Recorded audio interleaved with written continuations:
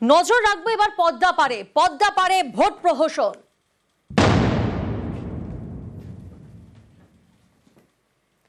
কেন বললাম পদ্মা পারে ভোট প্রহসন? কারণ 2024-এর ছাত্র আন্দোলনে বাংলাদেশে পালাবদল হয়, বছর ঘুরে যায়, কিন্তু তারপরেও পদ্মা পারে ভোটের দেখা নেই। ডিসেম্বরের মধ্যে ভোট চেয়ে সেনা, বিএনপির জামাতের একটা চাপ সামনে আসে। ক্ষমতার লোভে নির্বাচনে অনীহা তদারকি সরকারের। এবার 2026-এর জুনের মধ্যে ভোটের আশ্বাস ইউনূসের। পদত্যাগের জল্পনা তো ছড়িয়ে গেছে চারিদিকে, তার মধ্যে কি কোথাও না কোথাও সহানুভূতি আদায়ের চেষ্টা রয়েছে? বাংলাদেশকে ডুবিয়ে এখনো সংস্কার, নির্বাচন, বিচারের বুলি। ইলেকশন নিয়ে ধোঁয়াশার কিছু নাই। স্যার বারবার বলেছেন উনি এক কথার মানুষ, ইলেকশনটা জুন 30, 2026-এর মধ্যেই দিবেন। আপনাদের ওনার তিনটা কাজ, একটা হচ্ছে সংস্কার মানে রিফর্ম, নির্বাচন, আর একটা হচ্ছে বিচার। এই মুহূর্তে আমরা যোগাযোগ করতে পেরেছি আন্তর্জাতিক সম্পর্ক বিশেষজ্ঞ সম্পূর্ণা গোস্বামীর সাথে। প্রিয়াঙ্কা কথা বলছি আপনার সাথে। সম্পূর্ণাদি, প্রথমে যে প্রশ্নটা সামনে আসছে, ইউনূস প্রশাসন ভাঙবে তবু মচকাবে না, এই যে বারবার ভোট পেছানো, এটা কি কোথাও না কোথাও কৌশলগত অবস্থান? দেখুন, কিছুটা তো তাই। তার কারণ আমাদের একটা জিনিস বুঝতে হবে যে যেভাবে বিভিন্ন বাংলাদেশের মধ্যে থাকা যে সমস্ত শ্রেণী আছে, রাজনৈতিক, সামরিক, যে অর্থনৈতিক যে শ্রেণীগুলো রয়েছে, সেই শ্রেণীগুলোর তরফ থেকে ইতিমধ্যে কিন্তু যথেষ্ট চাপ আছে নির্বাচনের জন্য। এবং এই চাপটা এখন নয়, বরাবরই ছিল। কিন্তু ইউনূসের অ্যাডমিনিস্ট্রেশন বরাবর নির্বাচন নিয়ে উদাসীন থেকেছে এবং পিছিয়ে আজকের দিনে দাঁড়িয়ে তারা বলেছে যে ডিসেম্বর থেকে জুনের মধ্যে করতে হবে। এখন একটা জিনিস বুঝতে হবে যে যেভাবে সামরিক চাপটা ছিল ইউনূসের ওপর এবং তার অ্যাসাসিনেশনের একটা প্লট বা একটা অভ্যুত্থানের মাধ্যমে তাকে সরিয়ে দেওয়া, এই যে সামগ্রিক একটা চাপ সামরিক শ্রেণীর তরফ থেকে ছিল, আমার মনে হয় যে সেই চাপের মুখে কিন্তু এরকম সর্বদলীয় একটা বৈঠক বা সমস্ত উপদেষ্টাদের নিয়ে বৈঠক করে উনি এই সিদ্ধান্তটা নিয়েছেন। কিন্তু এর পাশাপাশি আরো একটা জিনিস বুঝতে হবে যে এই সিদ্ধান্তটা যদি উনি নিয়েছেন, এটা আদৌ ডিসেম্বর থেকে জুনের মধ্যে হবে নাকি আবার পেছাবে, সেই দিকে আমাদের নজর রাখতে হবে। কারণ আমার মনে হয় যে এই যে উনি ডিক্লারেশনটা দিয়েছেন নির্বাচন নিয়ে, এটা কিন্তু খানিকটা চাপের মুখে করেই দিয়েছেন এবং ইন্টারনাল লেজিটিমেসি যাতে অ্যাকোয়ার করে এবং মিলিটারি যে সেকশনটা আছে তার মধ্যেও যাতে ইউনূসের ওপর কোনো রকম আর ফার্দার চাপ যাতে না আসে, আমার মনে হয় যে কোথাও গিয়ে সেইটাকে বাইপাস করার জন্যই কিন্তু ইউনূস সরকারের এরকম একটা সিদ্ধান্ত। একেবারে ধন্যবাদ।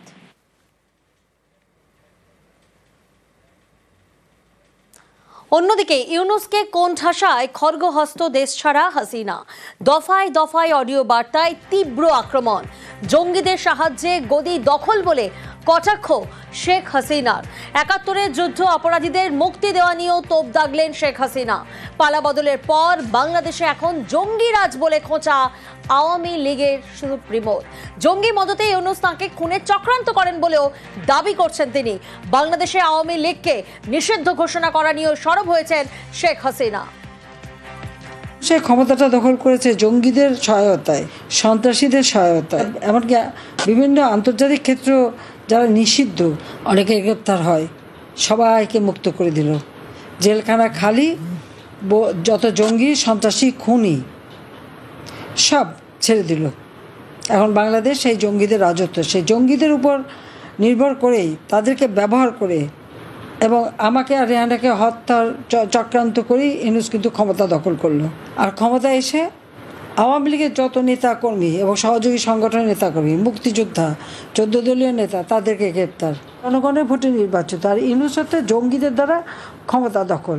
আজকে জঙ্গিদের সহায়তায় যারা ক্ষমতা দখল করে, সেই ইউনূস, সে আওয়ামী লীগকে নিষিদ্ধ করায়। তা সে সিদ্ধ হলো কিভাবে? হাসিনার দাবি পাক প্রশিক্ষিত সন্ত্রাসীদের অস্ত্র যোগাচ্ছে তদারকি সরকার। জামাতে ইসলামী যারা ওই পাকিস্তান থেকে ট্রেনিং নিয়ে এসেছে, তাদের হাতে যে অস্ত্র, সেটাকে উদ্ধার করা হয়েছে। জঙ্গি সন্ত্রাসীদের অস্ত্র, ইউনূস বাহিনীদের হাতে অস্ত্র, সেগুলো উদ্ধার না করে পুলিশের কাছ থেকে অস্ত্র নিয়ে তাদেরকে লাঠি সাপ্লাই দেওয়া হচ্ছে।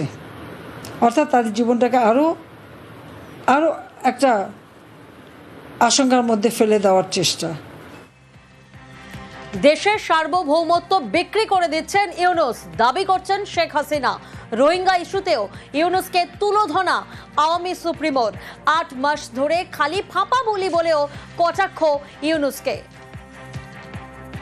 মিয়ানমার বর্ডারে নিয়ন্ত্রণ হারিয়ে ফেলেছে। লজ্জা হয় না যে একটা দেশের স্বাধীনতা সার্বভৌমত্ব বিক্রি করে দেয় ক্ষমতায় থাকার জন্য?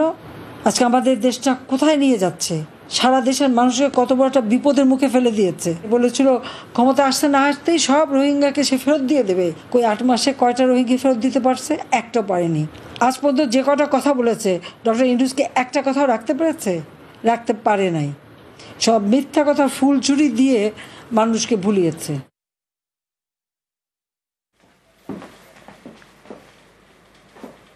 আর এবার একটা ছবি দেখাই আপনাদের। দেখুন, বাড়ির সামনে এভাবে কফিন রাখা রয়েছে।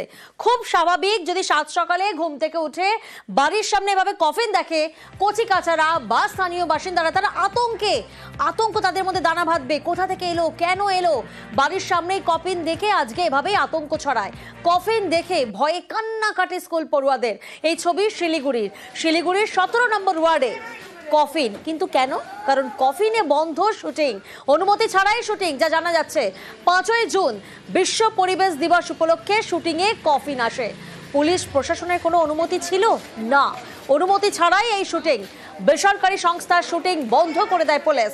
অনুমতি নিতে হবে জানা ছিল না বলে সাফাই উদ্যোক্তাদের।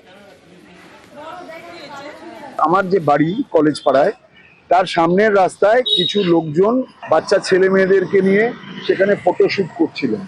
আমি এরপরে তাদের জিজ্ঞাসা করেছি যে দেশের যা বর্তমান পরিস্থিতি সেটাকে সামনে রেখে আপনারা কি শিলিগুড়ি লোকাল থানা বা পুলিশ প্রশাসন বা এমনি জেনারেল অ্যাডমিনিস্ট্রেশনকে জানিয়েছেন?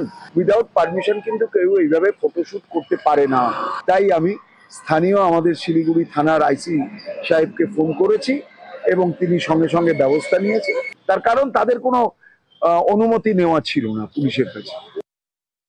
আমাদের ভারতে এখন কারেন্ট যে গাছের পরিমাণ নর্মালি 33% রাখতে লাগে, যতটা ল্যান্ড এরিয়া, তাতে ভালো এনভায়রনমেন্ট হয়। আমাদের ভারতে 2019-এ মানে 21 পয়েন্ট সামথিং ছিল, এখন 24 পয়েন্ট সামথিং। ডিফরেস্টেশন ভীষণভাবে বেড়ে যাচ্ছে। তো মানুষকে যদি আমরা সেরকম একটা মন ছোঁয়া ডকুমেন্টারি দিয়ে তার মনের ভেতরে এটা না ঢোকাতে পারি যে গাছ লাগানোটা কতটা দরকার, সেই জন্য আমরা এই একটা নতুন অভিনব পন্থাতে একটা পরিবেশের একটা অ্যাওয়ারনেস প্রোগ্রামের জন্য একটা ডকুমেন্টারি তৈরি করতে যাচ্ছিলাম।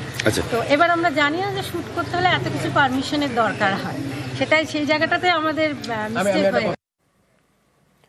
অন্যদিকে হুগলির কামারপুকুর, সেখানে স্বচ্ছতা অভিযান।